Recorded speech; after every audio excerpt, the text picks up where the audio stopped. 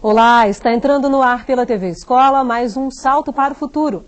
Ao longo da história, quais as dificuldades de aprendizagem da leitura e da escrita da língua portuguesa? Como a participação de professores das diversas áreas do conhecimento pode contribuir para o desenvolvimento da leitura e da escrita?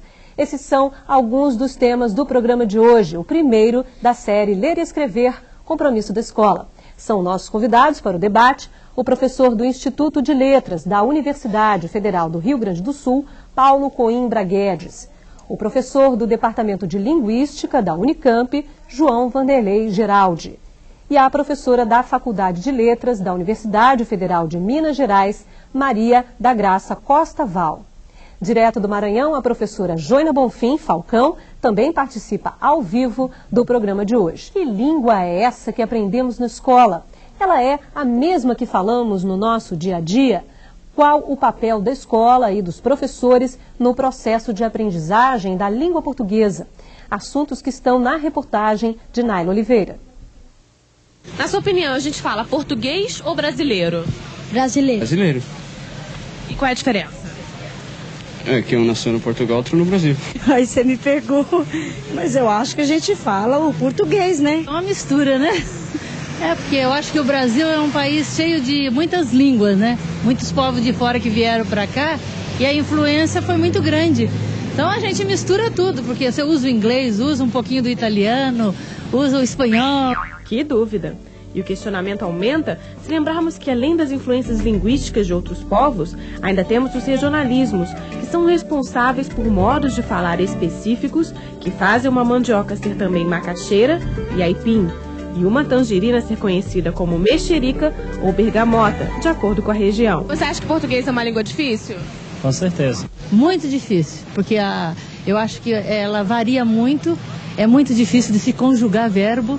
E por falar em gramática, como fica afinal o sujeito? Como ele aprende a língua portuguesa e como ele fala e escreve a sua língua? Você acha que a gente escreve exatamente como a gente fala ou não?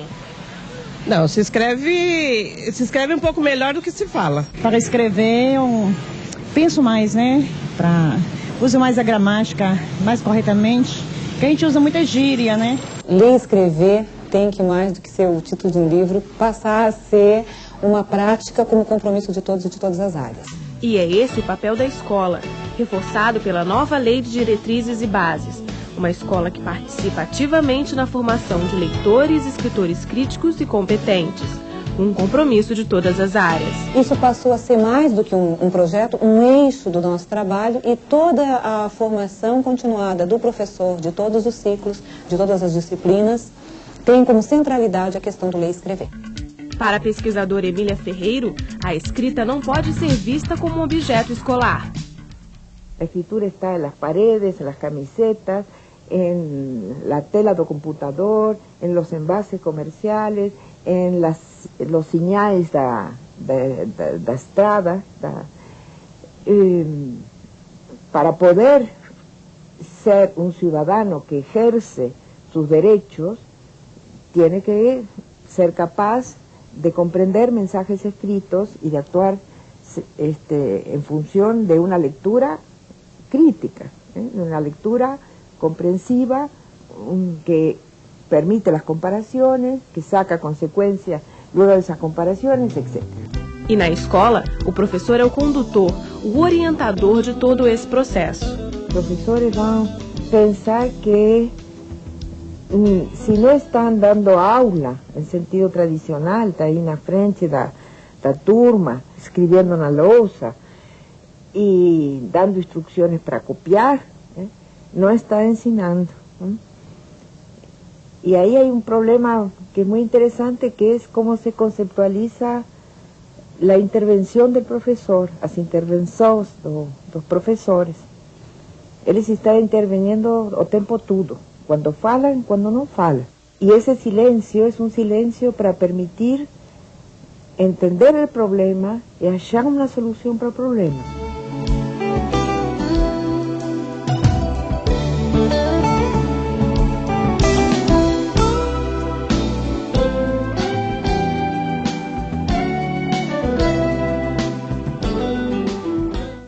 Professora Maria da Graça, duas pessoas disseram ali no depoimento que, de um modo geral, elas escrevem melhor do que falam. Qual é a relação? Isso é uma crença? Existe uma crença de que se escreve melhor, mais corretamente do que se fala? Sim, eu acho que é importante a gente pensar em duas questões aí. Em primeiro lugar, acho que um rapaz que fala que o português é difícil, que é difícil conjugar os verbos. Eu acho que é preciso pensar que como é que pode ser difícil a língua que a gente ouve desde o dia que nasce e que fala e se entende bem, porque a gente convive nessa língua o tempo todo. Então me parece que tem aí essa crença de que o que se fala é errado e que a língua é difícil e que a língua certa está em conjugar esses verbos que dependem de aula de gramática, etc., me parece que tem uma questão política séria aí. Porque na medida em que as pessoas acreditam que elas falam errado, que elas não falam bem, que o bom uso da língua é só o escrito e é um escrito padrão, assim, meio inacessível, me parece que isso acaba levando também essas pessoas a um sentimento de baixa autoestima, né? Eu não sei falar, eu não sei escrever, eu não sei pensar, e disso vem também, eu sou um cidadão de segunda classe, eu sou um cidadão que não mereço um bom lugar na sociedade, um bom emprego, um bom posto de trabalho, uma boa remuneração. Então, essa é uma questão séria. Por que se a gente fala, vive, namora, compra em português e faz isso com tanta facilidade o tempo todo, por que a gente vai passar a vida com esse peso de que a nossa língua é difícil e que a gente não se sai bem nessa língua, que para se sair bem é preciso escrever e decorar gramática, ou sei lá, alguma coisa que está fora do nosso cotidiano. Agora eu queria passar para o professor Paulo. A gente viu também ali uma dúvida se falamos brasileiro ou português, ou a língua portuguesa. Por que essa dúvida surge? O que o senhor atribui isso? Eu tenho pensado muito ultimamente com relação à questão das coisas que a gente aprende naquele maravilhoso gol do Ronaldinho Gaúcho contra a Inglaterra. Tá? Então eu fico pensando assim, em 100 anos a gente aprendeu a jogar futebol muito melhor do que os ingleses que inventaram o futebol, e em 500 anos a gente não aprendeu a falar português direito. Dá para acreditar nisso? Quer dizer, a gente é extremamente capaz de uma coisa e extremamente incapaz de outra, isso não faz nenhum cabimento. Por que a gente aprendeu a jogar futebol melhor do que os ingleses? Porque a gente não sabia como é que os ingleses jogavam futebol e a gente começou a jogar futebol do nosso jeito. Né? E em 100 anos, né, um menino de 22 anos sabia exatamente como botar aquela bola ali nos 30 centímetros que tinha entre o travessão e a ponta dos dedos do goleiro da Inglaterra. E em 500 anos, o que a gente fez com a nossa língua? A gente fez poemas maravilhosos, canções maravilhosas, escreveu romances maravilhosos, namorou, como disse a Graça, a gente fez coisas absolutamente fantásticas. Eu acho assim, ó, vamos combinar. Tudo bem, a gente não fala português direito, tá? Só que não é porque a gente é burro, é porque a gente teve que, quando foi obrigado a falar português, que inventar uma língua para falar português, porque ninguém nos ensinou a falar português, só nos obrigaram a falar português. Então vamos combinar, a gente não fala português, a gente fala uma outra língua parecida com o português, que a gente, até por ironia, vai continuar chamando de português. Eu acho que assim as coisas ficam mais simples para todos nós. Professor João. Bom, eu gostaria de começar lembrando que o poeta já disse que o português são dois. Aquele com que você namora a sua prima, ou as suas primas, e aquele que você vai aprender na escola. E o que vai aprender na escola, na verdade, é uma modalidade da língua portuguesa diferente nas suas formas, nos seus lugares de empregos, do uso da modalidade oral, que é frequente entre nós. E esta aprendizagem escolarizada é uma aprendizagem que é extremamente, no sentido em que a Graça estava colocando, extremamente silenciadora. Me parece que o maior sucesso do ensino de língua portuguesa, na escola brasileira, e talvez um dos grandes sucessos da escola brasileira foi a ideologização de que nós não sabemos português. Por quê? Na verdade, eu acho que é um conjunto de questões históricas. Uma, o Paulo acaba de apontar, que é a questão da relação entre colônia e metrópole. Não dá para nós esquecermos, por exemplo, que o português é falado no Brasil há 250 anos. Menos do que isso. As ordenações de Marquês de Pombal, que obrigam inicialmente o uso de português no Maranhão, são de 1740 e poucos. E depois de 50 estendidas ao resto do Brasil. Até então, portugueses, índios falavam a língua geral. Quer dizer, este país seguramente teria sido um país bilíngue, tá? Poderia ter sido um país bilíngue, não foi bilíngue por uma circunstância de imposição, e esta imposição, tá? Que não se dá inicialmente pelo ensino de português, porque o que se ensinava era latim, e era em latim que se ensinava também nas escolas, mesmo no início das escolas régias, logo depois da expulsão dos jesuítas, tá? Na verdade é um português que é distante de todos nós.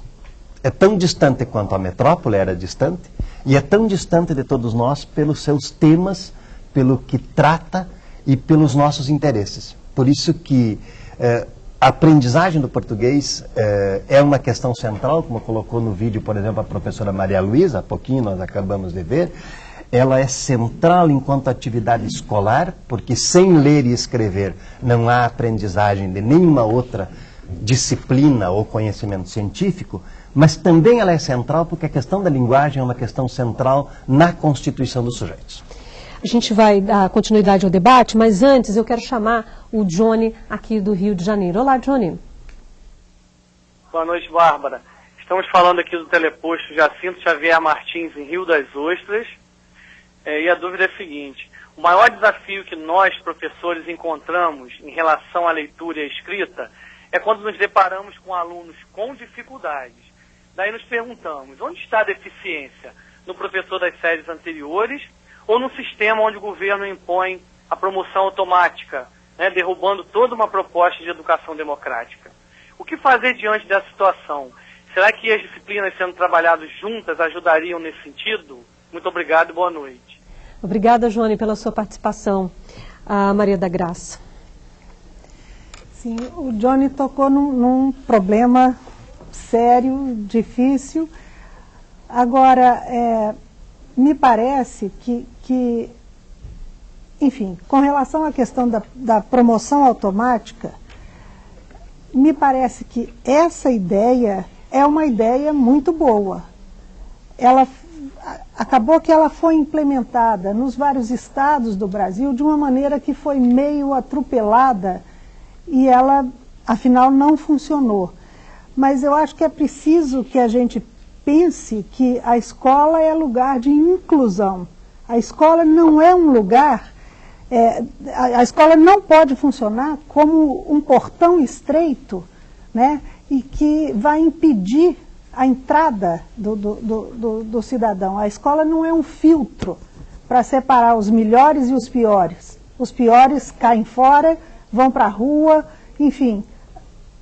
Os alunos têm que ficar na escola e a escola tem que se haver com eles, tem que dar um jeito. Agora, eu acho que, enfim, esse processo de promoção, não é a questão da promoção automática, mas é de que a escola precisa incluir os alunos, inclusive os que têm dificuldade, e precisa encontrar maneiras de colocar esses alunos no lugar que se deseja, enfim, de desenvolver as habilidades linguísticas e cognitivas desses alunos, okay, mas não jogando na rua. Não... Desculpa interrompê-la, professora, eu até quero esticar um pouco esse assunto, mas antes, vamos chamar a Nazaré do Rio de Janeiro, que ela já está aguardando a gente na linha.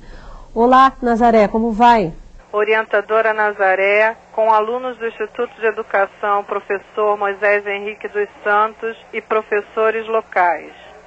No livro O Mundo Assombrado pelos Demônios, Carl Sagan cita que de vez em quando tem a sorte de lecionar no jardim de infância e diz que lá as crianças são cientistas natos, São curiosas, intelectualmente vigorosas, pois não têm medo de perguntar, de investigar. Tentam, imaginam. Algo acontece entre o primeiro ano escolar e o último ano do ensino médio que os fazem temer as perguntas e a participação. Seria o fato de que trabalhar com o texto implica trabalhar com incertezas e com os erros, porque escrever é produzir e não reproduzir velhas incertezas, muito conveniente na hora de apontar acertos e erros. Boa noite e obrigada. Professor Paulo. Deixa eu juntar um pouquinho as duas coisas. Eu queria pegar a ideia da leitura e das dificuldades de leitura. Eu acho assim, ó, o professor tem que botar uma coisa... O Vanderlei disse assim, o problema da escola é a questão da modalidade, não é isso? Quer dizer, então assim, o que é o português da escola para nós? O que é o português que está no livro? É uma língua que a gente não fala, mas é uma língua que na qual a gente tem de escrever e é a língua que a gente vai tomar contato com os conteúdos da leitura. Então é assim, o que o Vanderlei disse? A leitura e a escrita é fundamental para a gente entender qualquer coisa da escola. Mas tem mais. Quer dizer, o aluno da gente só vai aprender português se ele for leitor. Quer dizer, se ele não for leitor, ele não vai aprender português. E ele não vai aprender ciências, geografia, matemática, não vai aprender nada se ele não for leitor. Então é óbvio que todo mundo precisa, né, transformar os alunos em leitores. E transformando os alunos em leitores, a gente começa a lidar exatamente com a diversidade, com a incerteza, com as inúmeras respostas. Agora, né? Professor, desculpa interrompê-lo, eu fico me colocando no lugar do Johnny, por exemplo, eu não sei o que eu faria se eu fosse professora, e recebesse um aluno vindo de uma outra série, que vamos chamar aqui de dificuldades nessa leitura e nessa escrita, e que ele não tem o mesmo desenvolvimento do que a turma, ou não está no nível daquela turma e tem dificuldades de... Pode, claro, o professor João já me pediu, por favor, posso entrar? Eu fico me perguntando o que seria possível fazer. É claro que a professora já disse que essa promoção automática deveria ter sido, ou deve ser melhor trabalhada em diferentes lugares, ou, né, de acordo com as secretarias, com o que as secretarias desenvolvem. Mas isso não acontecendo, e o professor recebendo um aluno que tem essas dificuldades que o Johnny apontou, qual é a saída? O que eu faço? Qual é o caminho? Bom, eu vou entrar claro. nessa discussão levantando a seguinte questão. Nós temos que nos acostumar de uma forma ou de outra a darmos aulas aos alunos que temos e não aos alunos que queremos. Bom, o processo falso, mas quantitativamente real, é que a escola se democratizou, ponham-se todas as aspas que quiserem em cima dessa palavra democratização, inclusive no sentido da permanência do aluno na escola. Na verdade, isso que hoje nós estamos chamando do aluno com dificuldades, nós sempre tivemos na escola, só que nós não sabíamos que tínhamos, porque antes dele nos mostrar a dificuldade, ele já tinha sido expulso da escola. Tá. O processo de uma escola inclusiva, obviamente, nos coloca um conjunto de questões. O que significa que nós temos que pensar uma qualidade de escola, não relativamente à escola que foi do passado, e nem recuperar uma qualidade do passado, mas construir uma outra qualidade. Por exemplo, veja, a criança é vigorosa, imagina, tenta, tá? Nos colocou a professora Nazaré na citação que faz do Mundo Assombrado. Ora, durante 11 anos ela é corrigida. Toda vez que tenta escrever uma palavra que ela nunca escreveu e errou, ela é corrigida. Como é que ela vai continuar tentando? São 11 anos de construção do último ano do ensino médio. Não é um ano que constrói o final do ensino médio. É, na verdade, 11 anos de tentativas e correções. Imaginação e correção. Seria de alguém dizendo para ela o tempo inteiro que ela não sabe escrever. Porque se você corrige, você está partindo do princípio de que, olha, você não sabe. E pior ainda, quer dizer, você quando aprova... Você tenta errado. E quando aprova o aluno que diz aquilo que a escola lhe ensinou, e você não tem a mínima certeza se este aluno escreveria, digamos, ortograficamente correto, tá, naquilo que tentasse, que não foi o que a escola ensinou. Tá certo. Eu vou pedir só um minutinho, professor, porque a gente tem muitas perguntas ali com a Mônica e a gente vai tentar responder a todo mundo. É né? verdade, Bárbara, eu sinto que a gente vai ter que correr bastante. Hoje tá bom. Bom, a pergunta é da orientadora de aprendizagem Lucimar, do Teleposto de Três Rios. Utilizando a entrevista da revista Nova Escola de setembro de 2001 com a escritora Ana Maria Machado, uma de suas constatações é de que ninguém contrata um instrutor de natação que não sabe nadar, mas temos professores que não sabem ler. Mas temos professores que não leem. Como desenvolver o gosto pela leitura nos alunos com professores que não leem? Professor Paulo? A Graça tinha uma resposta interessante para essa questão. Por favor, então, Graça. Sim, essa pergunta me faz lembrar um artigo de um colega meu, que é professor da Faculdade de Educação da UFMG e é do CEALI, o Centro de Alfabetização, Leitura e Escrita, em que ele discute exatamente isso. Será que o professor não lê? E ele faz uma pesquisa sobre isso. Aliás, o professor é o Antônio Augusto Gomes Batista, que a gente chama de Dutti, acho que ele é mais conhecido como Dutti. Bom, mas ele faz uma pesquisa para ver isso, e o que ele constata na pesquisa é o seguinte: não é que o professor não lê, o professor não lê aquela leitura que é prestigiada e que é considerada como boa leitura. O professor lê, né? Agora, entre essa questão está permeada também de uma outra coisa, que é o seguinte: os professores que estão atualmente na sala de aula são, muitas vezes, a primeira pessoa da família que chegou a um curso universitário. Então, ele vem de uma família que não tem uma tradição de leitura, dessa leitura literária que dá prestígio. E é alguém que já fez muito, que fez uma caminhada muito grande se apropriar da cultura dominante, etc. Mas ele ainda não chegou naquilo que é legitimado pela sociedade. Mas isso não significa que esse professor não lê. Só que ele pode não ler na quantidade e aquele tipo de leitura que dá prestígio, né?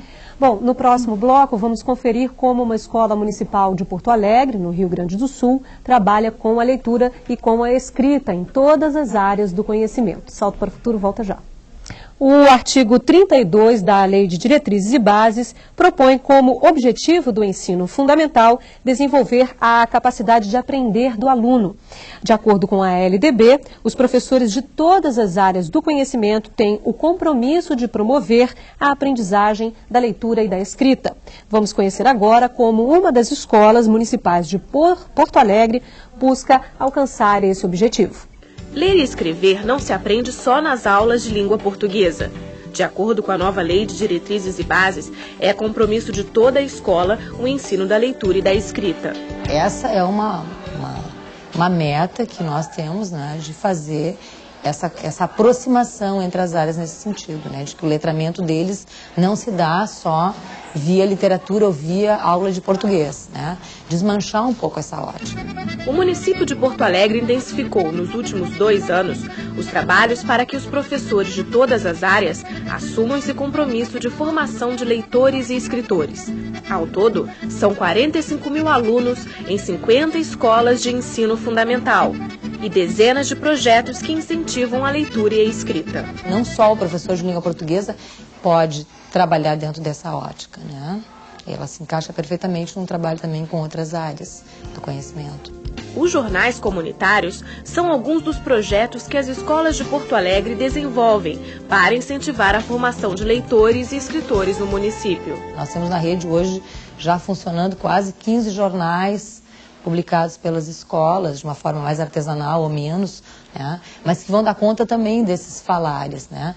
E aí isso acaba surgindo com uma necessidade natural, né, das crianças de verem, bom, eu falo assim, mas como é que a gente vai conseguir passar isso que eu falo para um outro segmento, de uma outra maneira, né, com registro escrito.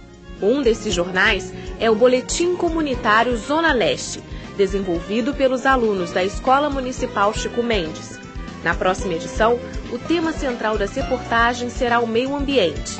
E os alunos e professores já estão trabalhando nas pautas e nas reportagens. Vocês vão ler no grupo essa reportagem E depois de terem lido, discutido sobre o que a reportagem está falando, vocês vão escrever com as palavras de vocês, numa folha para mim, a ideia central da reportagem. Neste primeiro momento, os alunos da professora Fernanda leram textos jornalísticos. Eles selecionaram as falas dos entrevistados e o assunto principal de cada reportagem. Familiarizados com a linguagem, eles vão a campo para produzir suas próprias entrevistas e o texto para o boletim comunitário. É na comunidade que os alunos buscam se informar sobre as questões ambientais. E nesse contato, muitos acabam se tornando agentes de desenvolvimento e de transformação no local onde vivem. Investigadores de sua própria realidade, eles se animam a fazer reportagens também na televisão. Você separa lixo seco e lixo orgânico? Isso eu não tomo muito cuidado, eu boto tudo junto. Como é que é ter essa experiência de participar de um boletim que vai tratar sobre os problemas, vai falar sobre a comunidade que você mora? É bem legal, assim, eu acho que influencia as pessoas a refletir um pouco mais, né? E ver, ajudar, né? Que aqui tem bastante, jogam bastante lixo no esgoto, eu acho que assim eles refletem mais. Ser alfabetizado não é só saber colocar uma letra do lado da outra, formar sílaba, formar palavra, acho que também é saber ver o que está por trás daquilo que a gente está lendo, perceber aquilo que a gente, não só o que a gente está lendo, mas aquilo que a gente está vendo, né? Essa atividade que a gente fez hoje, de eles interpretarem o texto do jornal, para ajudar a interpretar as entrevistas depois. Isso é ensinar a ler e escrever.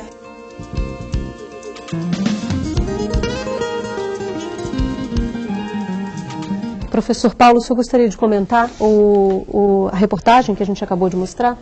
Eu fico particularmente feliz, né, de ver uma professora de ciências na direção de um jornal, né, com ou sem o professor de português do lado dela, ajudando, porque a ideia geral do livro que deu origem a esse programa, né, veio justamente de uma birra de professor de português que cansou de levar o dedo dos outros no nariz, porque a gente não ensinava os alunos a lerem e escreverem, então os alunos não podiam responder as questões da prova de ciência, não conseguiam ler os livros de história, essa coisa toda. Então o livro foi justamente esse desafio, né? O que seria ler e escrever numa aula de história, numa aula de ciências e tal. E eu fico bem recompensado assim vendo, né, uma professora de ciências tomando a frente de um jornal, botando os alunos a escrever, inventando assunto, porque escrever é escrever sobre alguma coisa, né? A gente já tem... é que é a questão. Fala. Obrigada. A gente já tem uma participação agora, professora, é da Rosemary, aqui do Rio de Janeiro. Olá, Rosemary. Boa noite. Eu sou orientadora supervisora do Teleposto Polo de Maricá. O texto de apoio à série apresenta-nos duas conceituações para a escrita privada e a pública, e afirma que é necessário que o professor seja professor e examine os textos para orientar minuciosamente as reescritas que irão qualificá-los. Sabendo que o número de alunos da turma ou o número excessivo de turmas em que o professor atua acaba fazendo com que o trabalho de texto na escola siga quase sempre um padrão de correção, que é assinalar erros de grafia e pontuação, gostaríamos que os especialistas abordassem a diferença entre a escrita privada e a pública, como melhor trabalhar com cada uma delas, de forma que todos os alunos da turma sejam alcançados. Boa noite e obrigada. Obrigada, Rosemary, pela sua participação mais uma vez aqui no Salto. Professor João. Bom, eu começaria dizendo que não existe escrita, embora eu vá discordar aqui do Paulo, não existe escrita privada. A escrita em si é sempre pública. Perdão, posso interrompê-lo já? De cara? Como ele cita, se eu não me engano, no seu texto, fala de um diário, por exemplo. Essa escrita não é privada, não é minha? Não, a escrita em si não. Agora, o que se escreve é que é privado.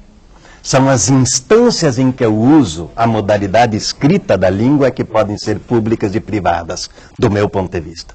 Então, não diria que é... Por quê? Porque a escrita que eu uso na pública e a escrita que eu uso no que está se chamando aqui de escrita privada é o mesmo sistema. É uma mesma modalidade em que você tem objetivos diferentes. Você não só escreve sobre algo, como você escreve para alguém. Então veja, num diário, uma palavra para mim pode significar toda uma história e toda uma narrativa.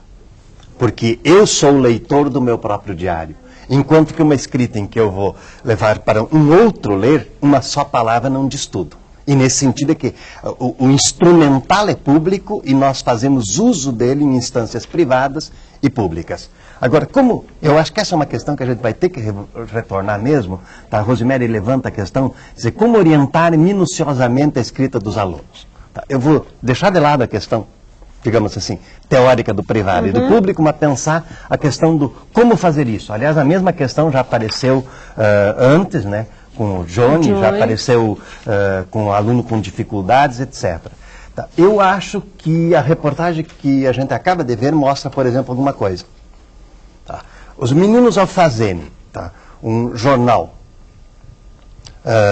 do bairro, tá, e estando como investigadores de sua própria realidade, têm o que dizer para aquele que não a conhece.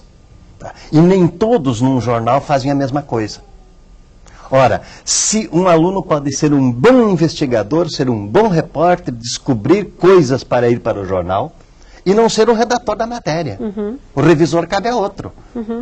Ok? Quer dizer, então é preciso eu saber também investigar a minha própria realidade de dentro da sala de aula. Eu vou provocar o senhor, mas daqui a pouquinho, porque eu vou lhe perguntar aí como é que fica o papel dessa revisão para quem é o repórter. Sim.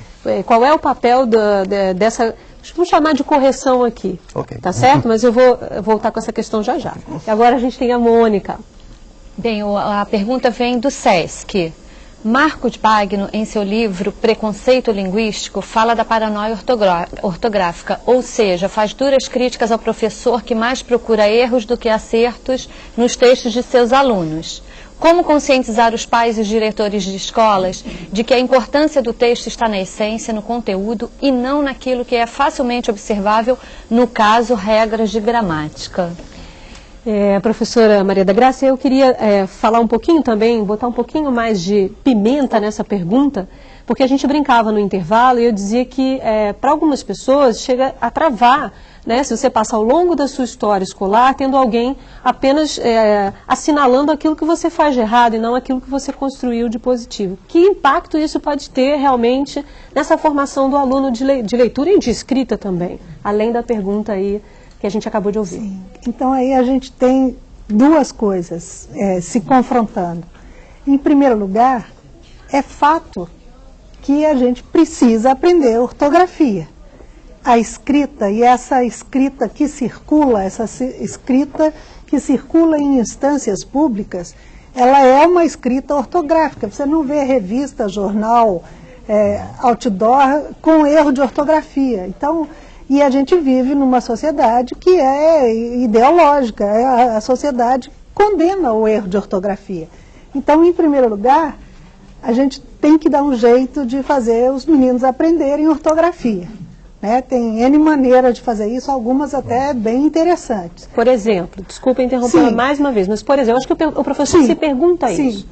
Por exemplo, me parece que a ortografia não é um balaio de gatos, assim, não é um liberou geral. A ortografia tem algumas regras que podem ser descobertas pelos alunos, porque é aquilo que a gente descobre a gente não esquece mais. Então eu posso, por exemplo, trabalhar com meu aluno de 5ª, 8ª série, algumas regularidades da ortografia que vêm da morfologia. Eu posso botar meus alunos para descobrir, por exemplo, que o fizesse, tivesse, pegasse é sempre com 2 S's, porque isso aí é a desinência do imperfeito do subjuntivo, não tem exceção. E esse é um erro que os alunos fazem muito, eles confundem, querem escrever pegasse, escrevem pega-se ou escrevem com C. Esse é um erro que, se a gente criar oportunidades para eles perceberem, descobrirem as regularidades da ortografia, eles mesmos vão descobrir esse sistema e aí, quer dizer, em vez de a regra ser decorada simplesmente, ela pode ser descoberta e isso pode, eu acredito que funciona melhor. Agora, bom, então, em primeiro lugar, para mim, é preciso aprender a ortografia, mesmo regras da língua padrão, da língua culta que circula, né? Realmente, se você falar em público e não fizer a concordância padrão, etc., você vai ser discriminado. E eu, professora, não quero que o meu aluno venha sofrer discriminação, humilhação. Então é preciso que ele aprenda a língua padrão culta para falar em público, para escrever em público. Agora, outra questão a que você perguntou é como fazer isso sem podar o aluno, sem humilhar, etc. Quer dizer, você tem que... Eu acho que a primeira coisa é o professor ter uma postura de acreditar na inteligência do aluno, na capacidade do aluno, na legitimidade da variedade linguística que ele traz de casa, e a partir daí, quer dizer, é preciso programar um ensino que permita ao aluno descobrir as coisas. A gente tem a participação agora da Andréia, do Tocantins. Olá, Andréia. Falo do teleposto do Colégio Estadual Vereador Pedro Xavier Teixeira, em Nova Rosalândia. Como tratar o uso da gíria pelos discentes, principalmente quando os mesmos a utilizam nas produções de texto, e isso sem podar o aluno ou causar qualquer tipo de inibição de sua criatividade? Boa noite e obrigada. Obrigada, Andréia. Professor Paulo. Eu queria... pergunta da... a Andréia está lidando mais ou menos com a mesma coisa que a gente estava discutindo, né? Eu acho que tem uma coisa que é fundamental que a gente comece a fazer e que o professor não costuma muito fazer, que é olhar e ler o aluno, tá? Quer dizer, quando se trata de ortografia, por exemplo, é muito comum o aluno ter problemas do tipo que a Graça levantou, quer dizer, está escrevendo levasse com C, ou está botando hífen ali e tal, e o professor está dando aula de ortografia de SZ, ou está dando aula de ortografia de GJ, ou de H, ou de uma outra coisa, porque é isso que está no livro didático, né? Então, uma coisa que eu costumo dizer para os meus alunos que estão se formando professores de português é assim: ó, gente, a gente não tem programa, a gente tem um aluno e as suas necessidades. Quer dizer, se o meu aluno não está conseguindo, por exemplo, separar corretamente as palavras, eu vou ensinar GJ? Claro que não. Eu tenho uma filha de 10 anos, quando estava no segundo ano, há 2 anos atrás, ela me perguntou: pai, como é que se escreve anjinho? Quer dizer, quando perguntar como é que se escreve anjinho, é porque ela já detectou o problema ortográfico, que pode ser G ou J ali, né? Aí, quando eu digo, olha, como é que é anjo? Anjo é com J. Então, tudo que for de anjo vai ser com J também. Quer dizer, o que eu fiz? Eu resolvi um problema que ela tinha. Agora, se eu entro em aula, assim, de repente, digo, vou ensinar para vocês o G e o J, eu não estou resolvendo um problema. Eu estou criando um problema que não estava na cabeça dos meus alunos. E, normalmente, o programa de português cria problemas e não resolve problemas, né? Então, acho que a questão é essa: eu tenho que mandar meu aluno escrever para saber que hipótese ele está construindo sobre a língua escrita e, a partir daí, eu fazer o meu programa para esse aluno concreto que eu tenho aqui. Professor João já me olhou, eu sei que o senhor quer falar. Eu vou pedir 1 minuto, por favor, porque a gente precisa falar com a professora Jânia. Eu já lhe passo a palavra, tá bom? É rápido. Professora Jânia Bonfim vai falar com a gente direto do Maranhão. Olá, professora. É um prazer muito grande estar participando novamente do Salto para o Futuro e ouvindo todo o programa. O que eu gostaria de saber se os professores não concordam com o fato de que as concepções de linguagem, de língua e linguagem na escola, elas precisam mudar, porque às vezes acabam reforçando preconceitos, priorizando coisas que não são as mais importantes, que acabam por inibir o nosso aluno e fazendo com que ele, ignorando o que ele de fato quer dizer. Nós sentimos isso, priorizamos às vezes a ortografia e deixamos de perceber o que ele de fato quer dizer, como é que ele se expressa, o que é que ele realmente está nos dizendo. Então eu acho, e não sei se os senhores concordam, que deve-se começar a mudar realmente a concepção de linguagem na escola. Professor João. Eu acho que pensar a questão da concepção de linguagem, eu acho que é a grande novidade, digamos, dos anos 80 no Brasil na discussão do ensino da língua portuguesa. É uma área que seguramente faz uma diferença enorme entre aquilo que se pensava nos anos 70 e o que passou a predominar a partir dos anos 80. E eu acho que eu vou aproveitar um exemplo de criança, tá, para emendar na fala da Joína. Já na década de 90, começo dos anos 90, eu usei um texto de uma criança de 1ª série que escreve um texto sobre a escola e diz que a escola é muito bonita e limpa, etc.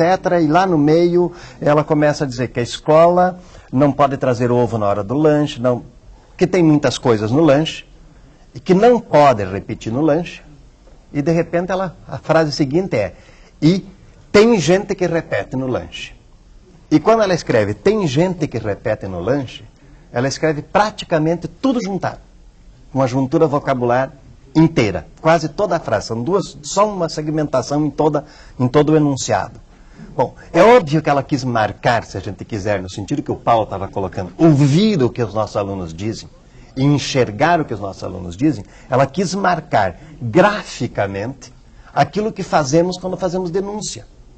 O ato de denunciar ou é em tom mais alto ou em tom mais baixo do tom com que nós falamos normalmente. Quer dizer, e ele quis marcar esse tom. Como eu vou marcar isso na escrita? Uma criança de primeiro ciclo escreve tudo junto. Quer dizer, eu acho que essas construções de possibilidades de nós enxergarmos os alunos, de um lado. De outro lado, o aluno enxergar coisas. Quando o Paulo falava o exemplo da sua filha, eu me lembrei da minha filha que um dia, no segundo ano de escolaridade dela, nessa época ainda não era ciclos, estava aprendendo a usar vírgula. E chega e me pergunta: pai, vírgula aqui diz que é quando a gente faz uma pausa. Então, onde que eu ponho a vírgula na palavra demoradamente? Porque ela é muito grande, eu tenho que fazer uma pausa no meio. Tá? E aí eu digo, põe uma vírgula onde você faz pausa. Se a professora disse que é onde faz pausa, leve para ver o que a professora vai dizer. Né? Quer dizer, ao mesmo tempo você tem assim, capacidades que os nossos alunos têm, por exemplo, os sons. Há uma regra de um aluno de 7ª série, ao menos do meu convívio de experiência, que simplesmente pega e diz assim: olha, já sei, se escreve sempre esse som com X depois de N. Bom, na verdade, não é. Você tem enchente, não, é com CH. É uma questão de você juntar derivação de palavras com ortografia. Só que nós ensinamos isso como capítulos separados. Ok, a gente tem uma participação agora da Juraci, do Rio Grande do Norte. Olá, Juraci. Aqui é a professora Juraci Araújo, da Escola Estadual Coronel Silvino Bezerra, na cidade de Florânia, estado do Rio Grande do Norte. A minha pergunta é a seguinte: o fato de pais dos alunos não saber ler nem escrever influenciou o aprendizado da leitura e da escrita? Boa noite, muito obrigada. Obrigada, Juraci, pela sua participação mais uma vez aqui no Salto.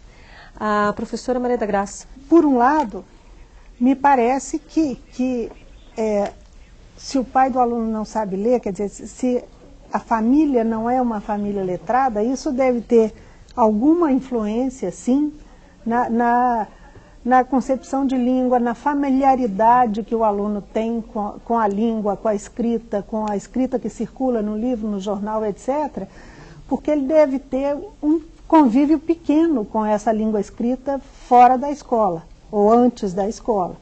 E isso diz lá o Bourdieu, um sociólogo francês, que esse processo de socialização primária que acontece na infância, na família, é importante. Quer dizer, o conhecimento que essa criança vai levar para a escola com relação à escrita é diferente do conhecimento que de uma criança de classe média que tenha livro e revista em casa.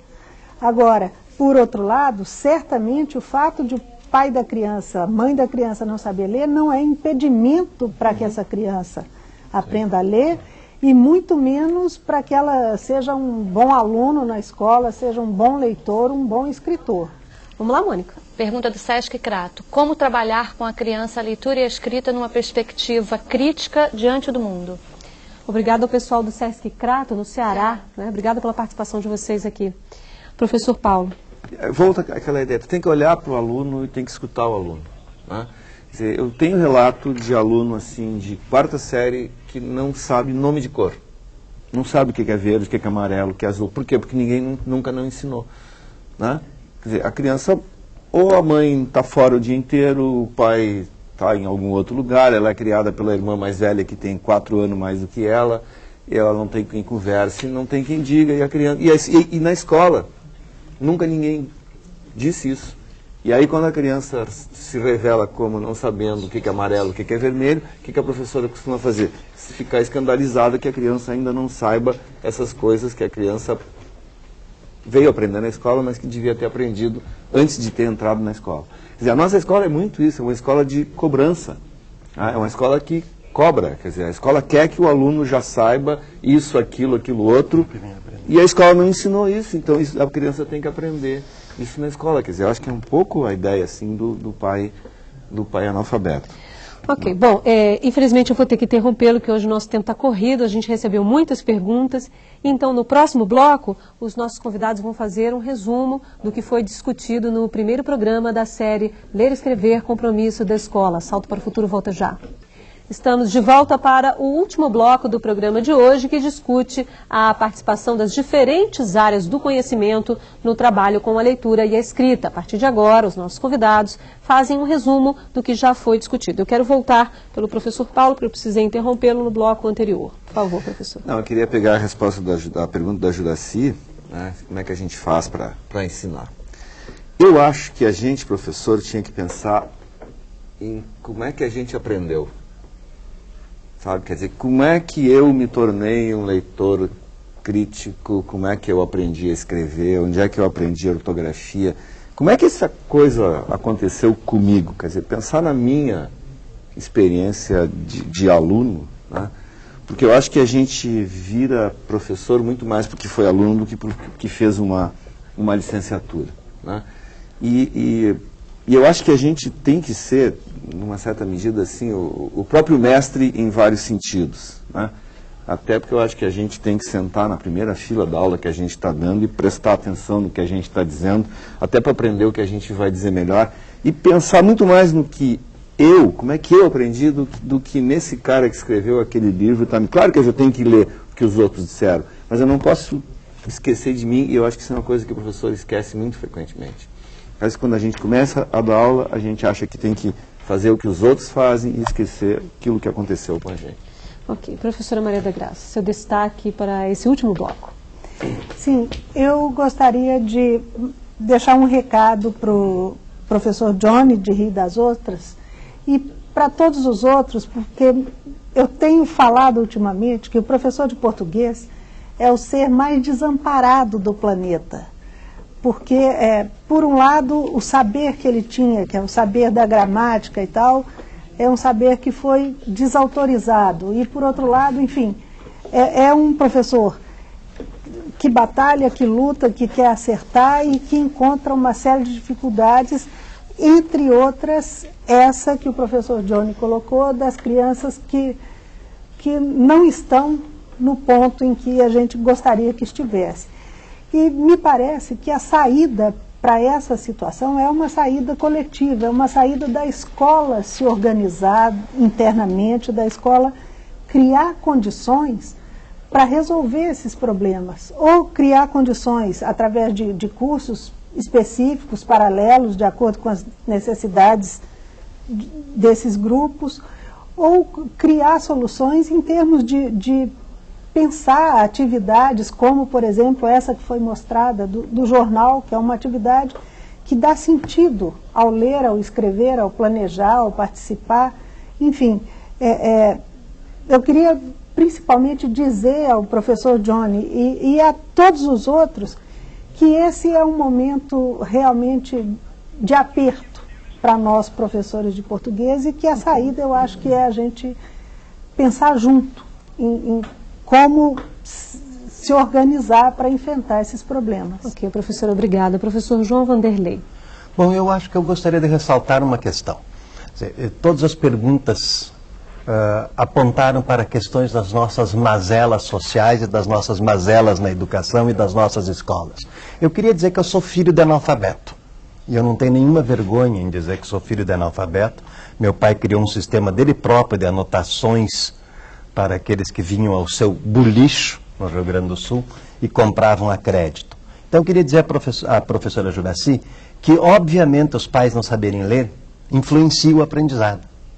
Tá? Mas seguramente eu tenho confiança absoluta nos professores brasileiros e nas crianças brasileiras, que se nós deixarmos as crianças brasileiras lerem, se deixarmos as crianças brasileiras nos ensinarem, porque é o significado do novo que elas nos trazem, Talvez a gente não encontre tantos oblatas. Obviamente, meus irmãos mais velhos foram para a escola antes de mim, e eu vi circular na minha casa uma Bíblia, um livro de rezas e alguns livros escolares.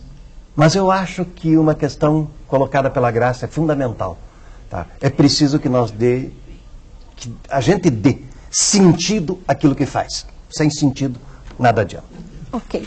Bom, o primeiro programa da série Ler e Escrever, Compromisso de Escola, fica por aqui. Eu quero agradecer as presenças do Paulo Coimbra Guedes, professor do Instituto de Letras da Universidade Federal do Rio Grande do Sul, do João Vanderlei Giraldi, professor do Departamento de Linguística da Unicamp, e da Maria da Graça Costa Val, professora da Faculdade de Letras da Universidade Federal de Minas Gerais. Eu agradeço também à professora que participou do debate ao vivo, a professora Joina, direto do Maranhão. Você pode encontrar os textos referentes a esta série na página do Salto para o Futuro na internet. O endereço é www.tvabrasil.com.br/salto. Amanhã vamos conhecer 3 experiências que trabalham a leitura e a escrita nas áreas de História, Língua Estrangeira e Literatura. Até lá, Salto para o Futuro, 10 anos acompanhando a educação brasileira.